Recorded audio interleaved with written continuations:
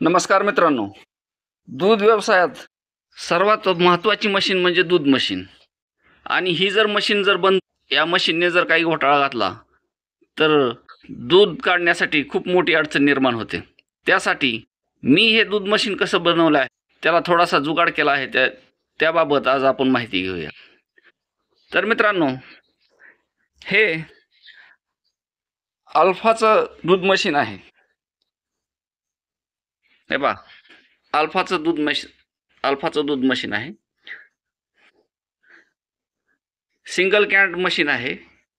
तर यासाठी आपण काय काय केलं आहे ते पाहूया. कधी कधी शेतात 3 फेज लाईट असते, तर 3 फेजसाठी हे 3 HP ची मोटर बसवलेली आहे. त्यानंतर एखादा फ्यूज नसेल किंवा एकच फ्यूज असेल तर त्यासाठी ही सिंगल फेज मोटर आहे. आणि लाईटच नसेल तर त्यासाठी या इंजिनची व्यवस्था केलेली आहे, म्हणजे काही अडचण येत नाही. म्हणजे दूध काढायच्या वेळेस इंजिन असो, सिंगल फेज असो, अगर 3 फेज असो, तिन्हीपैकी एक कुठलंही चालू करून दूध काढले जाते.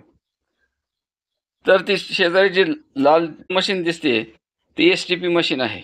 गाई धुण्यासाठी त्याचा वापर केला जातो. हे इंजिन जे आहे हे चायनाचे आहे. 5 HP चे इंजिन आहे. ही 3 HP ची मोटर आहे. ही 3 फेज वर चालते मोटर. ही व्हॅक्यूम मशीन आहे. ही सिंगल फेज मोटर आहे आणि हे इंजिन आहे. तर अशा प्रकारे दूध व्यवसायात कसलीही अडचण येऊ नये म्हणून हे असे जुगाड केलेले आहे. दूध व्यवसायात धारा काढण्याची जी कष्ट लागते ते कष्ट कमी करण्यासाठी असेच विविध उपाययोजना करणे गरजेचे असते. त्यामुळे मी हे थोडंसं जुगाड म्हणता येईल, याला जुगाड केलेले आहे.